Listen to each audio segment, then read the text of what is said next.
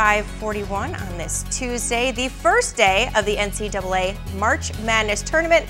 Filling out your NCAA bracket can be very difficult. Where do you even begin? Well, Tyler Tomlinson, college basketball extraordinaire, is here this morning to help us out with NCAA Bracketology. Now, first of all, we're going to start in the South bracket. All right. Kentucky's #1 seed. Was this expected? Yeah, absolutely. Kentucky's a very tough team, had a great season all the way through. They did not win their conference tournament, but nonetheless, they were a all-out #1, no doubter. And, you know, when you look at that South bracket, at first glance, it looks like it may be a tough bracket for them, but when you start filling things out, you may find yourself pretty easily putting them all the way to the Final Four. Now, the 16th seed is still yet to be decided. Western Kentucky is coming in at 15 and 18. Yeah, the Hilltoppers were a surprise to win their conference tournament, and that always throws off the balance of all these bubble teams that you hear about. When someone that's not supposed to win a conference tournament wins a conference tournament, that's one more bubble team that doesn't make the tournament. So that's why they're a play-in game. And these play-in games, we call that the first four now. Yeah. And they're trying to make a big deal out of it, have a parade up in Dayton and everything. But how often do they make it all the way? Oh gosh, not very often. However, last year in a play-in game was VCU, coached by Shaka Smart, and they were the quote-unquote George Mason of this last tournament. So they made a big run, but that was from a play-in game. So it could happen. It's not like, and especially if you look at another bracket, there's a play-in game of a Big East team and a Pac-12 team playing each other. So they could very well make it all the way. Now, Duke, how are you expecting them to do? Duke's a little different team than your usual Duke. They're not as disciplined. You know, they turn the ball over. They're not as good defensively. I think they got an okay draw for the first couple rounds, but after that, it's going to be tough for them. And also, they're in a position where it could be a fact where they might lose in the first round. They might lose in the second round. This isn't a typical Duke team. So don't just think, I see Duke, and I'm going to write them down all the way to the Final Four. It's not the same team. Now, going to the West, Michigan State, they weren't expected to take first seed, were they? Not at first, no. They had a rough start to the beginning of the year, and as things progressed a little bit in the year, they really started to develop a better team all the way to winning the Big Ten Conference Tournament, which was a big step for them. Also, their strength of schedule, always tough. Tom Izzo, I know you're a big Michigan State fan. Tom Izzo did a great job of getting his team ready, and he is the guy that if he's coaching in the NCAA tournament, he has a way to figure out to get his team to the Final Four almost every time, it seems. #2 seed in the West, Mizzou. Mizzou, yeah. People in this area should be very happy about this team, and they should be very happy about the draw that they got on paper here, because I really think things set up nicely for them to really make a run at the Final Four, maybe get that chance to play Michigan State, and maybe have a chance to go to the Final Four and beyond. So I think Missouri got a really good draw with that West region. Now moving to the East real fast, Syracuse. They have a pretty good record as well, 31-2. Absolutely. Syracuse made the best argument to battle for that #1 overall seed. However, they did not get it. They didn't win their conference tournament either. Michigan State was the only #1 seed to win their conference tournament. So I think Syracuse has the toughest route. I really do. I think there are a lot of hot teams in that region that they might run into and lose to, Kansas State being one of them, Ohio State one of them. Vanderbilt beat Kentucky to win the SEC conference tournament, so they very well could knock them off pretty easily in the Sweet 16. And then Wisconsin, Florida State also won their conference tournament. St. Bonaventure also won their conference tournament. I think Syracuse got a really rough draw in this year's tournament for being the #2, #1. Now, Michael Jordan's former team, North Carolina Tar Heels, they're seeded #1 in the Midwest. Yep. How do you see them playing? I think they have, I think right now, honestly, I think they're playing very well.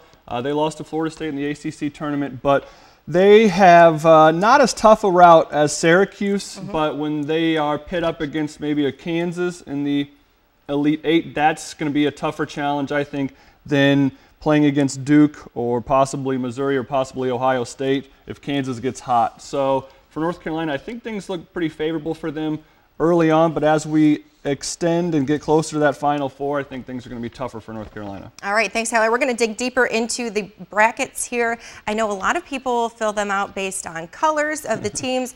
Tegan, she likes to pick them based on the mascot. Street here in Midtown Quincy. Well, filling out your NCAA bracket can be a science. Some people have different methods to their madness. Tyler Tomlinson, college basketball extraordinaire, is here this morning to talk about NCAA bracketology. And we have our brackets here. We went through a little bit about the first and second seeds in each of the different divisions.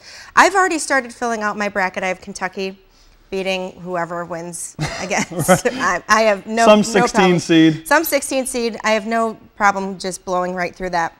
Now, I don't know if you know this, but last year I actually won our work pool, which I'm very proud of. And so who needs me? You know how to do it. I do, but I need some backup because I just want to make sure that I'm doing this correctly. So we have Kentucky. I've gone ahead and we're going to go Connecticut. I have no method to my madness. Oh, you just go. I just go. I'm going to go Wichita State. Okay. I hope you guys are all witnessing this. And Indiana. Sometimes I like to pick, we'll go Colorado. How about that? Yeah, we like Colorado. Yeah, we like Colorado. It's a good place. Yeah, it's a visit. great place. Las Vegas, though, how are they as a team?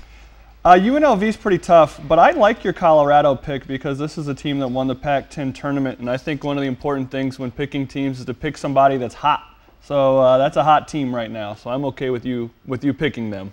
Excellent. I also put Michigan State, Spartan. Spartan, yes, you're a big that right there. Spartans fan. Big Spartans fan. Your next game there, St. Louis is involved. We're very close to St. Louis. Yes, I know that. They're a very underrated team. Throughout the year, no one heard much about them, so as you're looking at this bracket, those 8-9 matchups are always tough. Memphis, of course, has a good pedigree as a basketball team, but I like St. Louis here because you haven't heard much about them. Whoops. That's all right, you picked Memphis. I picked Memphis. We're going to go New Mexico. I'm going to go Louisville. Okay. You see Murray State's record there. That's kind of the thing that stands out among this entire bracket. With their 30-1 record, so that's pretty impressive. And I'm sorry to do this. I hate to do it, but I'm putting Mizzou. It hurts me to do it, but we're going to go with that. Most people in the Tri-States, they're very comfortable with that decision. I see. I know, but it pains me to do it, but I don't know. We'll see how far ahead East Region, Syracuse, you're obviously putting them out there. Absolutely. Now, last year, I didn't necessarily pick, I mean, somehow it all worked out where other teams that I had knocked out other teams. I didn't have a perfect bracket. Is that very likely? Well, as far as always picking the better seed, in the sports world, they call that being a chalk. No, that's okay sometimes. I think that there's a possibility that one of these entire first round regions might be all chalk and might be the better seed winning an entire region. So don't feel uncomfortable if you're filling out your bracket and you pick the number 1 seed, the number 8 seed, the number 5, 4, and the higher seed, the better seed throughout. There's nothing wrong with that. Whew, this is tough. I'm at Cincinnati and Texas. And I think that's a toss-up game because I really think Texas is playing the best basketball that they've played all year coming out of the Big 12. They played good last year, didn't they? Okay, so we're going to go Texas, Florida State. Florida State's a hot team. Gonzaga. I'm going Ohio State. NC for my Michael Jordan, number 23. Creighton and Alabama. I hear a woot-woot in the back for North Carolina. Creighton actually knocked out ISU to get in the tournament, I believe. Yes, your alma mater. My alma mater. Yeah, Creighton and Alabama are two different styles, but they're going to score a lot. Creighton has a kid named McDermott, who's a very good player, maybe as close as we'll get this year to a Jimmer Fredette type of player. Well, I'm knocking Creighton out of there. Sorry. All right, I have just a few more to go. I went Ohio over Michigan. Okay. Because I'm a Michigan State fan. There's a big rivalry there. So you get rid of Michigan. Get rid of Michigan. You know what? And that pick is not a bad upset pick. That's actually a very popular upset pick right now, to pick Ohio to beat Michigan. So if you're filling out your bracket, you might want to think about that one this morning. And Tegan, I know she likes to do hers very differently than I do. Mine's kind of a eeny, meeny, miny, Purdue. Purdue. All right, so we have the first round filled out. I'm going to work on this a little bit. We're going to talk a little bit more about the method to picking a great. It is 6:42, and welcome to this edition of Bracketology 101 is what we're going with. NCAA tournament starts tonight. The first 4 games are kicking off tonight. CBS is holding some of them here on KHQA Thursday and Friday, but we're going to talk about that a little bit later on. We've been filling out our brackets all morning. Tyler Tomlinson is our college basketball guru extraordinaire, mastermind. He's here to talk about this with us this morning. You love college basketball, Absolutely. so I figured you'd be a good person to talk to. Absolutely. So we talked a little bit about the number 1, number 2 seeds. We kind of started filling out the bracket. I'm almost down to my final 4. Okay. I have Kentucky. Okay. I have Michigan State. Big surprise. I know. And now I'm stuck. Florida State and Ohio State. Now, I have them playing each other. Okay. Where should I go? That's a typical spot for most people, and they're going to be a little confused. So as I told you earlier, the East region is going to be the toughest one, where I think you could have any team out there in the Final Four: Syracuse, Florida State, Vanderbilt, Wisconsin, Ohio State, and I don't think people would think you're crazy. Okay. So if you want to take a risk, I'd say this is the region to take a risk in with your picks. So let's see what direction you go with. She's going with Florida State. Florida. They're a hot team right now. Michael Snare playing very well for them. So I'm making a bold move and bringing them to the Final Four. Okay, now one more pick for you. Okay. Looks like you've I down have in the Georgetown, Midwest region. Yes. Georgetown and Kansas, and I know a lot of people might be angry with me if I pick Kansas. Georgetown, though, is number 3 seed. Kansas is a number 2 seed. And I have whoever playing North Carolina, which is the number 1 seed. I don't like to take a lot of number 1 seeds to the Final Four, but it looks like I already have 2 going in. So we're going to go. Now, there's a lot of Kansas fans in the Tri-States. Don't forget that. I know. You know what? I'm going to do it. I'll go Kansas. They played well last year, and I think they'll play well this year also. Okay, so now you have one more Final Four to pick. Kansas. I'm going Kansas. Okay, so Lindsey's Final Four are Kentucky, Michigan State, Florida State, and Kansas. So we're there. And I went ahead and I went to my Final Four. Okay. So straight there. Kentucky. And look at that, Kentucky, Missouri, Florida State, and Kansas. So, all right, so that's I feel odd. Good. I feel like I'm not that wrong. Well, you are the defending champ here at work, aren't you? I am. And the year before, I actually did very well also. I had 3 of the Final Four teams. I didn't enter my bracket into any pools. I should have. So who's in your championship? I'm gonna go Kentucky knocking out MSU, which is a bold move for me. And I'm gonna have Florida State. Okay. And I have Florida State winning it. There, a little Cinderella story. Yes. Well, a lot of people might wonder when it comes to having all 4 number 1 seeds. It's only in the Final Four, and you said you didn't want it. Right. It's only happened one time ever, and that was just a few years ago, where all 4 number 1 seeds made to the Final Four.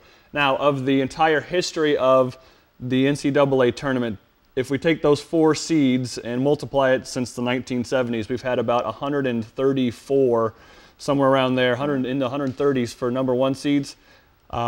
80 of those spots have been filled by a number 1 or a 2 seed. So it's very rare that anything under a 1 or 2 seed will make it all the way to the Final Four. But you will have that occasional number 3 seed in there, or a George Mason story that we had a few years ago. So you do have these other stories that do unfold. So don't feel completely uncomfortable with putting in a 3 or a 4 seed in there. But your chances for having all 4 number 1 seeds in the Final Four are not good. Now, I usually fill out more than 1 bracket. Okay. Is that a good idea? Yeah, I think it's a good idea, because you can go back, and this is my opinion, if you're going to fill out more than 1 bracket, you had those couple games where, you were kind of questioning who to really pick. Go ahead and fill another bracket and pick the opposite. So then if it happens, you still feel good. But what I think you need to do if you fill out more than 1 bracket, you need to have a consistency. So you need to have some games where you just consider locks. Like, these teams are definitely going to win these games. There's not a big problem. And you can push those on, because then you find yourselves rooting for the better team. That 1 bracket, rather than having yourself spread out over like 3 or 4 brackets. Sounds good, Tyler. Thank you very much for joining us. Wichita State is going to be playing VCU this Thursday here on CBS on KHQA. Indiana and New Mexico State is also coming up Thursday. We're going to be having Notre Dame, Xavier, Murray State, Colorado State, Marquette, BYU, or Iona. Whoever wins that game, I've never even heard of them. So. And it's Xavier, not Xavier. Oh, she's Xavier, whatever. The Iona Gales, I believe. Is that a lead-in back to Tegan? I guess. I don't know. Tegan Gales.